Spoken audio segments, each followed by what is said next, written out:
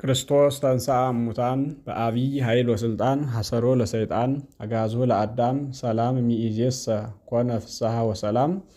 ክቡራን ኦርቶዶክሳውያን እንኳን ለሰባተኛው የትንሣኤ ቀን ለቀዳሚት ቅዱሳት አንስት በሰላም አደረሳችሁ አደረሰን። ሰላም እግዚአብሔር ከሁላችን ጋር ይሁን። በዛሬው ዝግጅታችን ቅዳሜ ቅዱሳት አንስት በሚል ርዕስ ይዤላችሁ ቀርብ ያለው እስከ መጨረሻው ድረስ አብራችሁን ቆዩ። ያው ስትጀምሩ ላይክ አድርጎ መጀመር እንዳትረሱ። ቅዱሳት አንስት በሚል ርዕስ ለአጭር ደቂቃዎች እንማራለን ማለት ነው። መጀመሪያ ላይ ሁላችሁም አድማጮች አንድ ጥያቄ ልጠይቃችሁ። ቅዳሜ ቅዱሳት አንስት ስንል ለምንድን ነው ቅዱሳት አንስት የተባለው የሚለውን አጭር የሆነ ነገር ኮሜንት ላይ እንድታስቀምጡ ነው። እንግዲህ ወደ ትምህርቱ እንገባለን በቀጥታ ማለት ነው። ቅዱሳት አንስት ማለት ምን ማለት ነው? እንደሚታወቀው ከዚህ በፊትም ባሉት ቪዲዮዎች እንደሰራሁላችሁ የቤተክርስቲያናችን የጥንት ኦርቶዶክሳውያን ርቱዓን የሆኑ ሙሉ ጊዜያቸውን ከዚህ ላይ ያሳለፉ አባቶቻችን በትንሣኤ ሰባተኛዋ ቀን ቅዳሜ ላይ ሴቶች ቅዱሳት ሴቶች እንዲታሰቡ ወስነዋል። በዚህ መነሻነት በቤተክርስቲያናችን ቅዱሳት አንስት ይባላል። አንደኛ የዚህች ዕለት መጠሪያዋ ቅዱሳት አንስት የተቀደሱ ሴቶች ይባላል። ሁለተኛ ደግሞ አንስት አንከራ ተብሎ ይጠራል ማለት ነው። አንስት አንከራ ተብሎ የሚጠራበት ምክንያት ምንድን ነው የሚለውንም ይዤላችሁ ቀርብ ያለው አዳምጡት። ቅዱሳት አንስት ማለት ምን ማለት ነው የሚለውን ስናይ የመጀመሪያው ቅዱሳት ማለት የተቀደሱ፣ የነጹ፣ የተከበሩ፣ የለዩ፣ የተለዩ ማለት ነው። አንደኛው ማለት ነው። አንስት የሚለው ደግሞ ሴቶች ማለት ነው። በአማርኛ ቅድስት በግዕዝም ቅድስት ማለት ነው። በእርግጥ ቅድስት እንላለን ለአንዲት ሴት ማለት ነው። ለብዙ ሴቶች ሲሆን ደግሞ ቅዱሳት ይባላል ማለት ነው። በመጽሐፍ ቅዱስ ውስጥ ብዙ ጠንካራ ሴቶች፣ የተቀደሱ ሴቶች፣ ንጹሐን ሴቶች፣ የምክር ተምሳሌት የሆኑ የጥበብ መገኛ የሆኑ በጣም ብዙ ኃይልን ያደረጉ አሉ። መጽሐፍ ቅዱስ የመሰከረላቸው ከእናታችን ከሔዋን ጀምሮ እስከ ዳግሚት ሔዋን እስከ ቅድስተ ቅዱሳን እስከ ድንግል ማርያም ድረስ በመጽሐፍ ቅዱስ ውስጥ በብሉይ ኪዳን በሐዲስ ኪዳን በብዛት ተጽፎ እናገኛለን ማለት ነው። ይህን ዕለት በልዩነት ለሴቶች ለምንድን ነው የሰጡት የሚለውን ስናይ ዋና ዋናዎቹን ነገሮች እነግራቸዋለሁ ሳላስረዝም ማለት ነው። ለሴቶች የተሰጠበት ቅዱሳት አንስት የተባለው የተቀደሱ ሴቶች የሚለው ስያሜ ምን ያሳየናል? በዋናነት ከትንሣኤው ጋር ቀጥተኛ የሆነ ግንኙነት ስላለው ነው። ሴቶች ከጌታ ትንሣኤ ጋር ቀጥተኛ የሆነ ግንኙነት አላቸው ማለት ነው። በዚህ ምክንያት ትንሣኤው ሁሉም በአራቱም ወንጌላት እናነባለን። በሉቃስም ተጽፏል፣ በማቴዎስም 28 ላይ አለ፣ በማርቆስም ተጽፏል እና ሴቶቹ በጌታችን በመድኃኒታችን በኢየሱስ ክርስቶስ በሕማሙና በሞቱ በዕለተ ዓርብ በደረሰበት ያንን ሁሉ ፈተና አይተው በጣም ውስጣቸው ተሰብሮ ነበር። በሐዘን ላይ ነበሩ እና ሐዘናቸውን እንዲያውም በልቅሶም ያነቡም ስለነበር የኢየሩሳሌም ሴቶች ጌታችን ኢየሱስ ክርስቶስ እናንተ የኢየሩሳሌም ደናግል ቆነጃጅት ኢትብክያ አታልቅሱ አላ ብክያ ላዕለ ርእስክን ለራሳችሁ ለእናንተ አልቅሱ እንጂ እስኪላቸው ድረስ ማለት ነው። እስከዚህ ድረስ ያለቅሱ ነበር ማለት ነው። እንግዲህ ያላቸው አቅም ማልቀስ ነው በዚያ ሰዓት እንጂ መስቀል እንዳያሸክሙት እንዳይሰቀል ማድረግ አይችሉም ማለት ነው። እንኳን እነሱ ቅድስተ ቅዱሳን ድንግል ማርያምን ይህንን ማስቀረት የምትችለው አይደለም በዚያ ሰዓት። ምክንያቱም የአይሁድን ክፋት ሳናይ የራሱ የእግዚአብሔር እቅድ ስለሆነ ሙቶ ሊያድነን ስለሆነ የመጣ ማለት ነው። ሴቶቹ ጌታችን ኢየሱስ ክርስቶስ ከተቀበረ በኋላ ራሱ ሌሊት ሲመላለሱ ነው ያደሩት ሳያርፉ ማለት ነው። ትንሣኤውን በሽቱ ለመቀባት ሲመላለሱ ሌሊቱ ሙሉ እንግዲህ በሌሊት ለሴቶች በዚያ ሰዓት በጣም ብዙ ፈተናዎች ያሉበት ነው። ግን ጨለማውን ሳይፈሩ በጨለማ የሚመጣውን አውሬ ሳይፈሩ በሴትነታቸው የሚደርስባቸውን ጥቃት ሁሉ ሳያስቡ በጨለማ ይመላለሱ ነበር። ለምን ስንል የመጀመሪያ የክርስቶስ ፍቅር ስላላቸው ነው። ያ እንግዲህ ፍቅር ማለት ፍርሃትን ትክክለኛው በምድር ላይ ትክክለኛው ፍቅር ፍርሃትን የሚያስወግድ መሆን አለበት።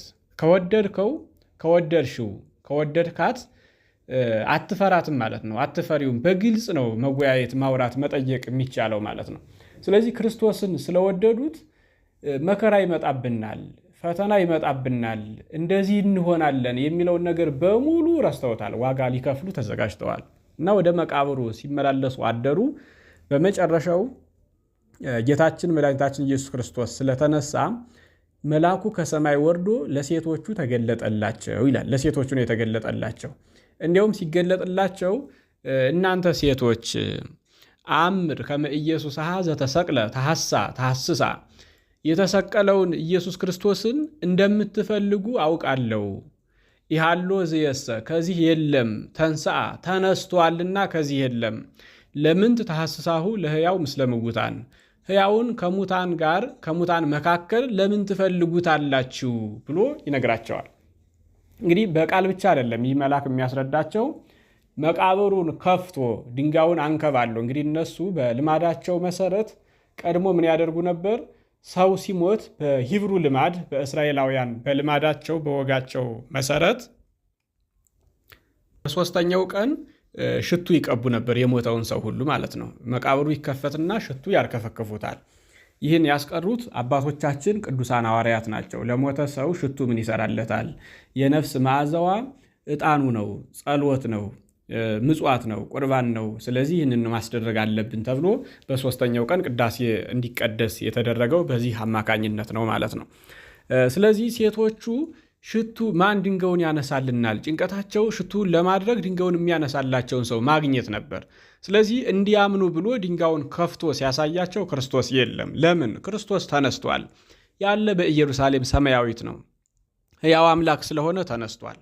ሕያው በመሆኑ ስለተነሳ ከሙታን መካከል ሊፈለግ አይገባውም። ይሄ በምድር ላይ ያሉ ጀግኖች፣ ጀነራሎች፣ የእምነት የሀገር የምን መስራቾች የሚባሉት በሙሉ አሁን ብንፈልጋቸው በመታሰቢያቸው በመቃብራቸው ውስጥ ይገኛሉ። ኢየሩሳሌም ስንሄድ ግን ጎልጎታ ከመቃብሩ ቦታ የክርስቶስ አጽም የለም፣ ተነስቷል።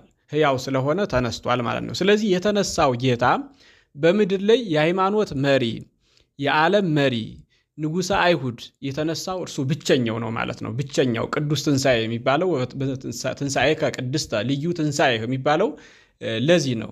ስለዚህ ያሳያቸው የለም።